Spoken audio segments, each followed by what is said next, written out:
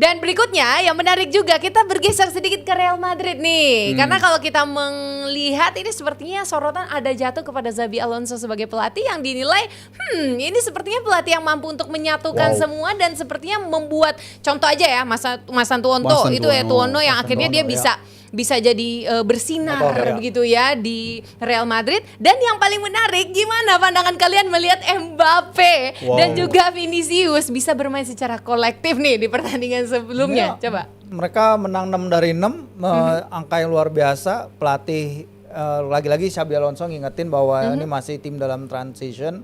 51 hari baru mereka latihan ya, berkumpul karena mereka kan terganggu sebenarnya jadwalnya dengan Club World Cup.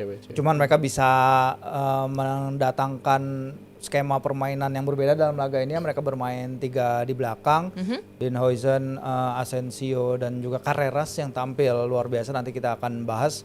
Itu membuat bagaimana Xabi menunjukkan dia bisa merotasi skuadnya ya, karena dia bilang alasan dia rotasi adalah karena memberi waktu istirahat kepada Militao dan Carvajal. Tapi di sini akhirnya jadi kemewahan dia yang sempat kita bahas di sini, kemewahan dia yang mungkin akan jadi problematik bagi dia ke depannya, karena pemain kayak Bellingham sekarang nggak mungkin lagi jadi otomatis starter. Kalau kita lihat mainnya Mas Antuono kemarin, pemain yang mencetak gol di hari sama, tanggal sama, Alfredo Di Stefano melakukan debutnya bagi Real Madrid ya di tahun 1953. Pemain termuda kedua yang mencetak gol di La Liga bagi Real Madrid ya setelah Endrick. Dan ini memang pemain yang kita tahu punya potensi sangat luar biasa, tapi you got potential tapi lu nggak bisa tiap kali potensial itu ada gitu. Jadi harus bisa memanfaatkan potensinya ya. Dan dia bisa memanfaatkan potensi Ada Güler, dia bisa memanfaatkan potensi Mas Antuono, di depan dia juga bisa yaitu tadi bagaimana membuat klik Vini dan Kylian. Dan ini dengan formasi baru yang ini. Dan Xabi Alonso juga bilang dengan formasi ini lebih banyak connection di tim, lebih banyak saling pengerti di satu tim.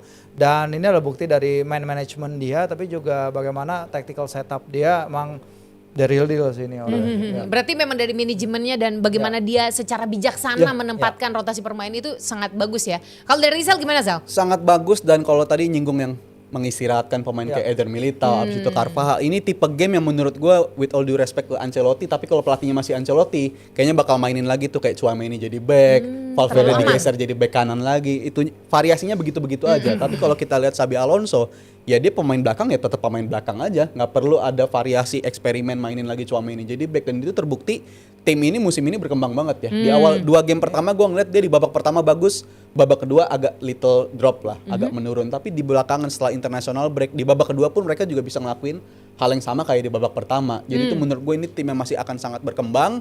Dan pemain dia kayaknya juga Alonso tahu persis gimana cara bikin pemain itu tetap lapar ya. Ada momen si Vinicius dicadangin, Rodrigo yang dapat kesempatan, abis itu bergantian Rodrigo yang dicadangin, abis itu Vinicius, walaupun Mbappe nggak kesentuh nih, tapi dia tahu persis gimana cara pemain itu terjaga laparnya. Dan menurut gue tadi bener juga, Bellingham butuh usaha ekstra untuk bisa nyingkirin lini tengah yang ada di Madrid sekarang, karena Arda Güler gue rasa eksepsional lagi, dia bisa jalanin peran.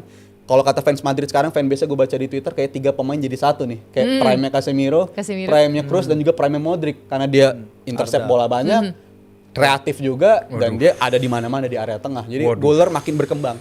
Makin berkembang, tapi apakah udah level sana? Belum. Tapi makin berkembang dan kayaknya udah jadi bagian penting lah dari timnya Alonso bersama Madrid musim ini. Oke, ini menarik nih ya. Kalau kita lihat tadi dari Virsi kan udah meng-highlight bahwa ini kebijaksanaan dari Alonso-nya yang bagus sekali dalam merotasi dan lain-lain. Kalau dari Rizal tadi juga sudah sempat dibilang bahwa bisa mempertahankan motivasi laparnya itu loh. Nah, ini pertanyaan langsung to the point aja. Emang iya Arda Güler lebih baik dari Jude Bellingham? Gimana Di? Kita nggak bisa compare karena habis cedera panjang juga gitu. Yang jelas Bellingham pemain yang luar biasa dan amat sangat konyol kalau gue tiba-tiba bilang ya Bellingham atau Arda Güler lebih baik daripada Jude Bellingham. No. Too fast ya, terlalu cepat. Bellingham dimainkan musim lalu, bahkan dari musim lalu dimainkan dalam beberapa posisi sama baiknya. Sebagai nomor 10, penyerang lubang, midfield, gelandang bertahan. Itu oke banget. Sementara Arda Güler sekarang lagi dalam masa, kalau bahasa Jermannya ini sekermejeh-mejehna. Apa itu artinya? Lagi seneng-senengnya karena gue dapet kepercayaan jadi regular player. Di pelatih sebelumnya enggak. Gitu. Dan bukan menjadi hal yang harus jadi pada akhirnya banding-bandingin karena gue yakin keduanya akan sama saling melengkapi gitu dan nggak melulu kan pemain itu satu pemain 90 menit gitu. Dan kita pernah bahas juga sama Rizal, kalaupun nanti Bellingham main, ada posisi apa gitu kan. Gue bilang gelandang, Rizal bilang winger gitu. Kalau dari yang semalam sih jelas heatmap-nya dia menjadi gelandang gitu kan. Dan buat gue kemenangan menghadapi Levante semalam nggak perlu terlalu di carried away ya, nggak terlalu dibesar-besarkan Wow gitu. sih menurut gue. Barcelona ditahan loh di sini. Iya, Satu sama. 3-2. Iya, 3-2. Si Menang. Barcelona Tiga- tipis yang diganggu-ganggu terus sama menang, Lewandowski. iya. Makanya 3-2 Barcelona Mereka menang. habis menang lawan Girona juga. Mereka gede, menang lawan 3-0. Girona doang. Bener. Selebihnya kalah gitu loh. Tim ini emang tim jelek. Gitu loh. Pada akhirnya Jadi ini bukan prestasi yang terlalu gimana nggak perlu terlalu gimana-gimanain gitu ya. dan Oke. bukan hal yang membuat pemain Madrid harus jadi jumawa, enggak. Mereka menuju tim yang menjadi sangat-sangat favorit, yes. Xabi Alonso jelas punya kemewahan untuk membuat berbagai skema. Semalam pakai 3-4-2-1 atau 3-4-3, sebelumnya pakai 4-3-3. Nggak banyak pelatih yang punya kemewahan untuk bisa merubah strategi dan bisa menunjukkan sama baiknya di atas lapangan. Madrid punya itu. Cuman minggu ini akan ketemu Atleti. Sabtu. Ya, Yes. di Wanda lagi.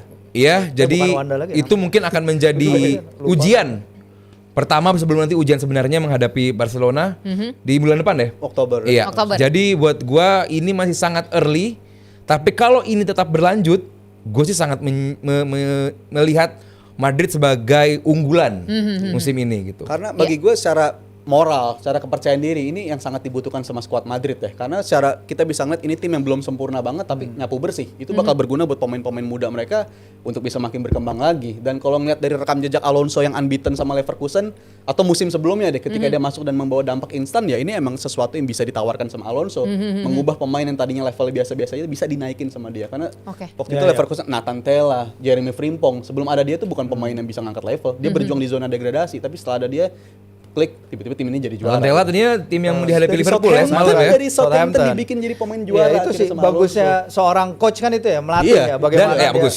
bagaimana dia bisa mengembangkan talent Dia bahkan punya melebihi dikotomi kapasitasnya posisinya. dia. Kayak ada Guler dulu adalah right wing, terus habis itu dipasang di midfield. Itu kan kemampuan dia ngeliat di lapangan latihan juga ya apa yang bisa dibawa seorang pemain. Carreras monster banget kemarin di lini belakang karena Saking dia tahu- bagusnya jadi disama-samain kayak Ramos menurut kalian gimana nih? Iya. Dia buangan mana? Udah sama-sama Buangan, gondrong iya. juga Ada kan. tim yang dulu ngebuang dia cuma 6 juta euro ya. Rizal, Jadi, sayang banget. Ya udah ya itu Rizal, adalah bad sayang. management. Sekarang Madrid memang hargai dia sekitar 80 juta ya. Layak. 80 juta euro. Sangat Layak nggak Layak sih kata gue. Layak karena tadi kan mereka berebut posisi kan Carreras sama si Juan Fran ya. Iya. Fran Garcia. Garcia. Oh, Fran Garcia, back kiri. Fran Garcia di back kiri. Jadi udah gitu ada David Alaba juga. Tapi dengan Carreras bisa main di sana statistiknya juga tinggi banget kan 109 touches, Interception. 91% umpan 7,4 sukses. ratingnya Recovery semalam. bola luar biasa banyak banget. Di sini dia bisa melihat potensi pemain. Dan inilah yang membuat menurut gue seorang pelatih yang bagus itu seperti apa dan Xabi Iya, nunjukinnya. gue setuju. Dan dia benar-benar menunjukkan bahwa I'm the boss. Vini, udah capek lo cadangan. Lu starter. Lu cadangan. Dan itu dibuat secara smooth, nggak ada drama. Di elanya Ancelotti sempat ada sedikit friksi. Sempat ada pemain ini bete dicadangin itu ada. Tapi di timnya Xabi Alonso semua dibikin sama besarnya atau sama lu pemain, gua bosnya. Wah. Tadi kalau kata Rizal, ya cuma Mbappe doang nih yang belum tersentuh. He's deliver. Tapi cara mainnya Iya. pun beda Mbappe. Dan- Jadi lebih banyak Iya, ngejar gitu. Iya, Ada dan pengaruhnya nggak cuma dari Mbappe Xabi sih. Alonso. Akhirnya mau dibikin Iya, usaha, dibikin bikin usaha. usaha. Iya, makanya gua sih sebenarnya pengen lihat Rashford dilatih sama Xabi Alonso. Aduh. Mau nggak dia lari? lebih keras. Seberapa signifikan Seberapa perubahannya? signifikannya? Antoni lah. Antoni. lah. Iya gila. Iya, Bisa lagi. ternyata Bisa bisa. ya? Udah jadi dengan Ballon d'Or Betisnya. Antoni Martial. Jadi Ballon d'Or kandidat. Iya, makanya. Jadi terlepas dari materi Kalau- pemain yang udah bagus, tapi memang kemampuan Xabi Alonso Iya, ini benar. mengubah itu yang paling menjadi highlight banget ya. Too early memang, masih terlalu early, cuman 6 game 6 win Good sign. udah lah, menjelaskan semuanya. Angkat topi sih, Angkat kayak topi sih. no komen dah, nggak bisa Iya. komen banyak gitu ya.